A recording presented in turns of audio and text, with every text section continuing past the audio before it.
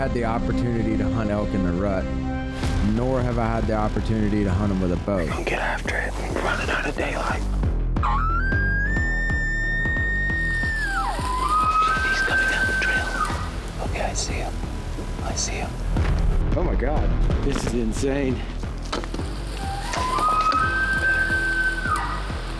There's a lot of action going on down there, and that's what danger. I see him. I see him. That's a big bull over there. That was gonna be a close shot right there. There are places in this world that rarely ever see people. Remote places. Places where life shifts into a different gear. Memories are made and stories are told. I'm Scott Sullivan. I've spent most of my life searching out these places and chronicling my journey. My good friend Cheyenne Peterson and I have built two of the baddest overland rigs solely to search out these hard-to-find places. Join us as we push these rigs to their limits, creating our own story, experiencing life, hunting, and fishing the Overland way. Welcome to the Overland Chronicles.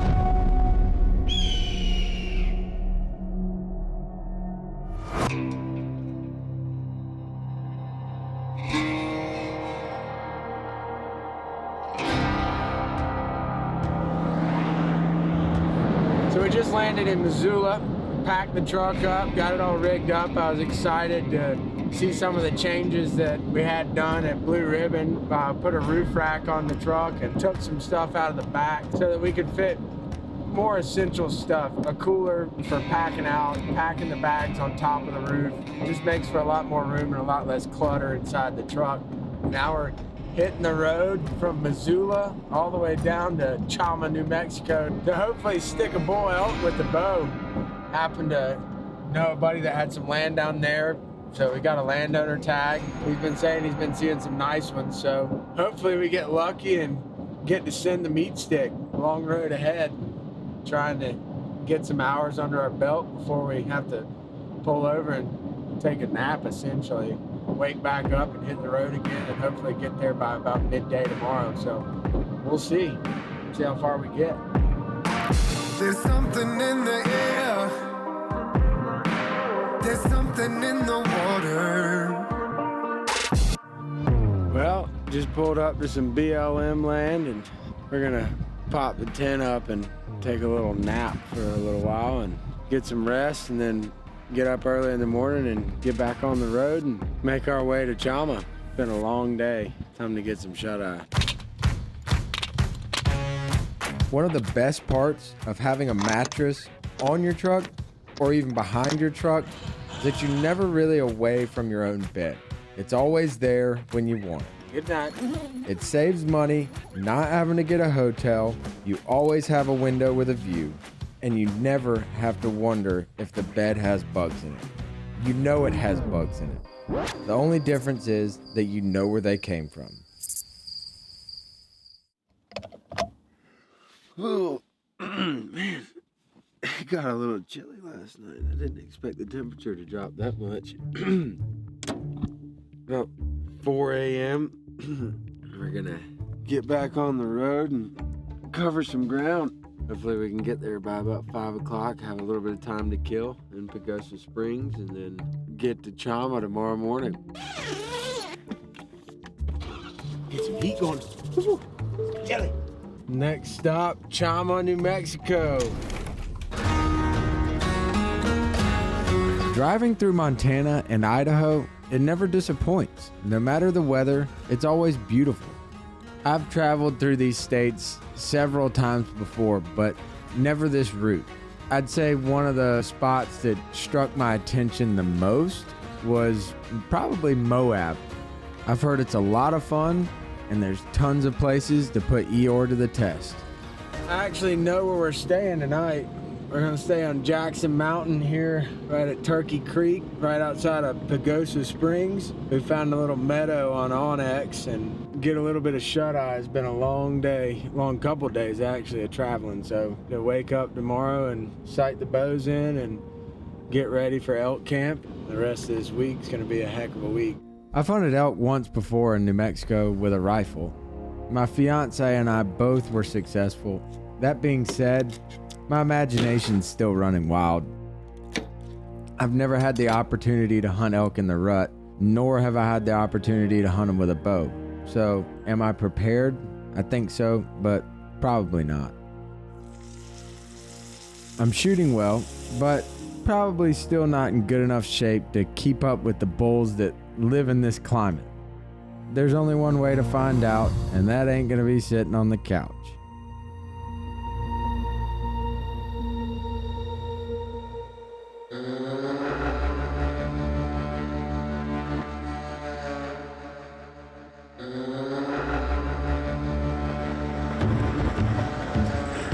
I'm a little nervous about having to keep up with Kenny, My name's Kenny. Welcome to Rancho Lobo.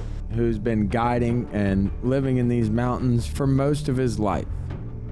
I most definitely don't want to slow us down or cost us an opportunity at a good mature bull. Bow's on, mind's right, time for some good food and a good long week of getting after it.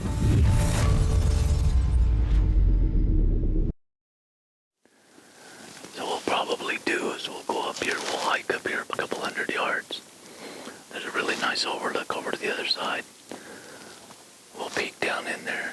There's a lot of open area down there that we can kind of look over. That one's kind of shifted on us, but it is continually blowing that way, right? Let's work our way this way.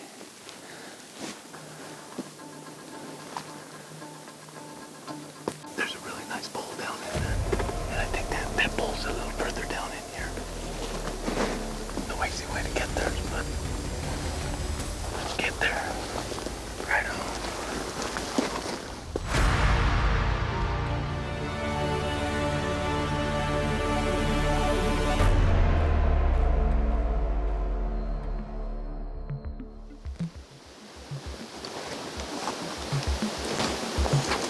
We slowly made our way, stopping and calling, seeing what was around. We had a few responses, but they were way off in the distance. That allowed us to locate them so that we can try and close the gap. Louder, louder. The wind, longer. So he's down in that bowl that I was telling you about. I can't make him out because that wind. Let's go see.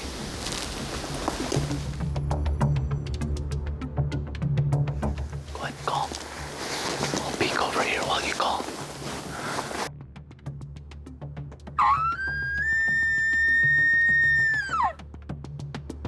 We closed the gap, and I was able to call in my first bull. He was tuned up, coming in hot. Shit, he's coming down the trail. He's right here.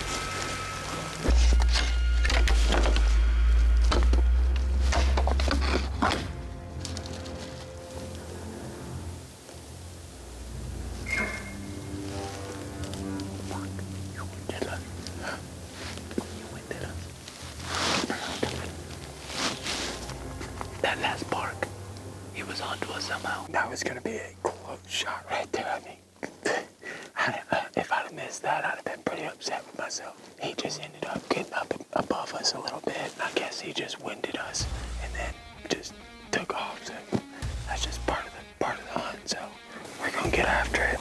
We're running out of daylight. we aren't gonna be able to cut him off on his way up the mountain like we want to. The reason being is the thermals are falling down the mountain, pushing our scent down the mountain. So if we get above these elk, they will then get wind of us. There's a lot of action going on this afternoon, that's for dang sure. Unfortunately, we weren't able to locate that second bull before we ran out of daylight. We have a good idea where he's bedded, so we're gonna go get in our beds and hopefully meet up with him in the morning. Oh my God. I gotta look at this. This is insane. It's not every day you see this when you're elk hunting.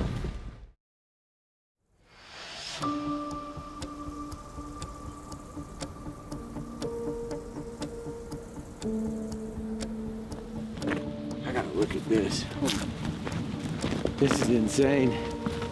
It's not every day you see this when you're elk hunting. We ran across something you don't see every day. A young mule deer that had been attacked and killed by some sort of predator. He wasn't hit by a car. This isn't a public road, you know, so it's got to be some sort of predator. Oh yeah, look. Look, you can see, I think that kind of looks like where the mountain lion kind of grabbed a hold of him. He's still full velvet. I mean, it's not even starting to come off. You know, one thing I've always wondered is why predators start at the rear end of an animal. One guy told me it's because it's already open. I don't know if I believe that, but it sounds legit. Well, enough with this guy. I think it's time to get back to chasing elk. Sorry, buddy. I got a good feeling about tonight. Oh yeah, this weather moving in is pretty good for us. Feels good. Oh man, the cloud cover. A little bit of cooler weather. Feel what it is right here. Feel this right here. This is where that son of a gun was. Wind's good. The bull walked out. There's a bull right there. The cows right there. You hear him? I hear him. Okay, I see him. I see him. So what do you think? Let's see what the wind's doing now. Okay, we're good with the wind. Why don't we stay on this lower spot right here? Do it right here. We'll go down. Come back around. Yeah, we'll use that bull. That bull's gonna get the other ones going. Because he's already screaming. We'll use him. We'll circle around and get up in that open area that we saw this morning. All right, sounds good. We finally put eyes on one of the bulls we've been chasing all day. Kenny said that he had seen these bulls here before. One of them is massive. We're hoping the younger bull bugling will pull the more mature bull out into the open. That's him. But as we move, try not to move too much side to side. Stay in line. Stay in line with him. Because that movement is what they'll see.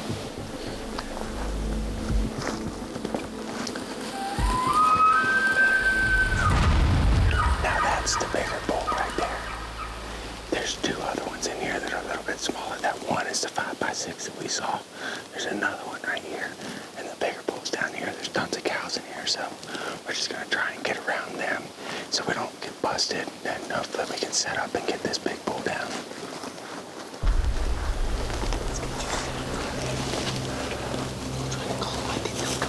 There he is. I see him. I see him. I can't get him. I can't get up there without him. 80 yards. That's a big bull over there. You can hear it in his throat. Well, our scent drift has completely changed from what it was 4 minutes ago. It was blowing right in our face with a great wind, and then it just completely switched at our backs.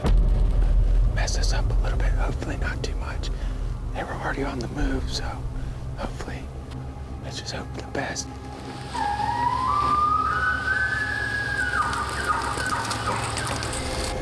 So we're set up a little bit, about 80 yards from the trail that they've been walking.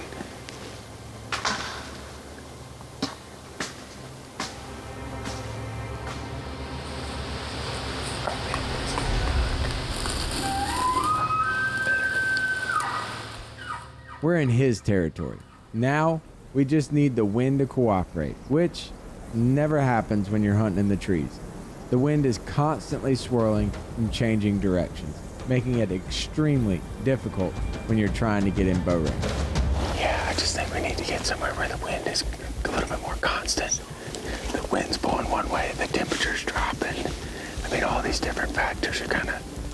It's called Lightning Rock. Well, listen. How far hike do you think that is? Probably, 400 yards. Let's get there.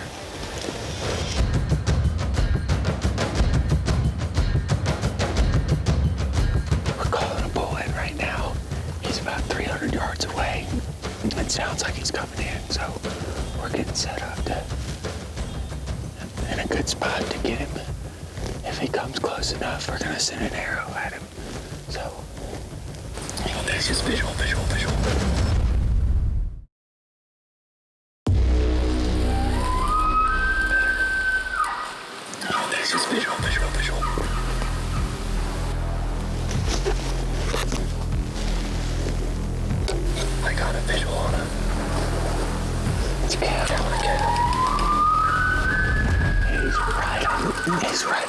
side of this ridge in the middle of this meadow here. I don't know if he's hung up with these cows. I don't know if there's a hot cow over there or not. But he keeps calling back to us. He's right there. Finally, he shows up, but he's just out of bow range, in the wide open with no way to get to him, leaving me with a tag and more action-packed hunting. The full moon was making it really difficult to hunt these bulls. That being said, we decided to switch it up on them, get out midday when they were becoming more active, and hoping that that would present us with the opportunity that we were looking for. We took the first part of this afternoon, let it cool down a little bit, let the bulls and the cows start moving and working. We've heard a lot of bulls back behind us. You know, we have the wind in our favor, so it's looking pretty good.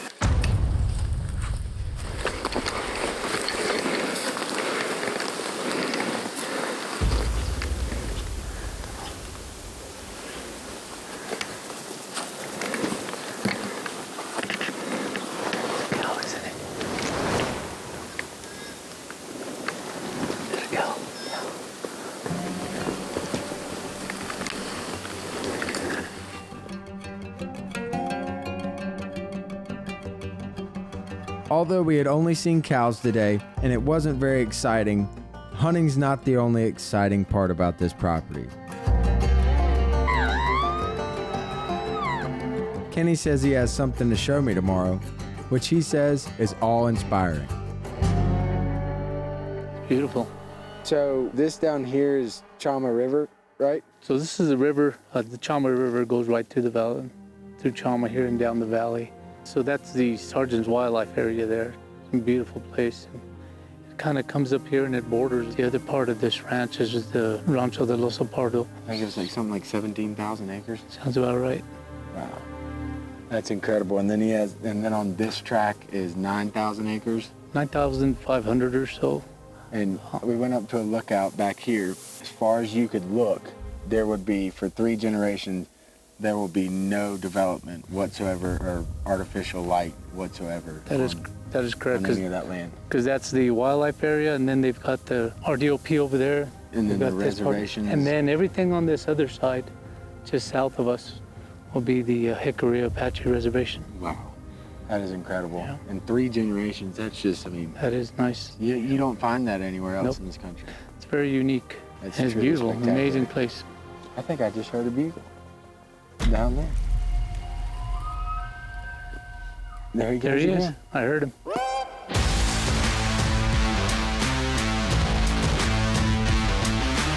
Mother Nature seemed like she was against us the whole trip. From hot weather to the full moon, she didn't want to play ball. You can't let that discourage you though, because you never know what's going to happen. Sure enough, we had some cool, rainy weather move in the last couple days, lifting my hopes for success. Well, we had some weather going. That's what we've been asking for, right? That's what we've been waiting on. Well, that showed up. I have a good feeling about this weather's supposed to hold up for a little bit. Yeah, and it's, you know, it's not too much rain. It's No, not too little. Perfect amount. It's just right, so. Cooled everything down just enough. I think it's going to get them going. Good. Well, let's go get after it and get to them. Let's do it. The precipitation allowed us to be more covert when stalking these mature bulls. The foliage gets quiet, the sound of the rain makes it harder for the elk to hear, and it also keeps your scent from drifting as far. We got several bulls working in here right now. I believe there's at least 3. One of them sounds like a bird.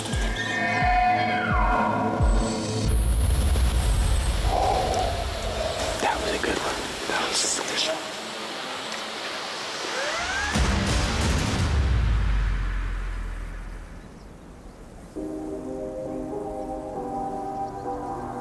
It'll definitely bring your confidence down, hunting this hard into this many different bulls and not being able to seal the deal.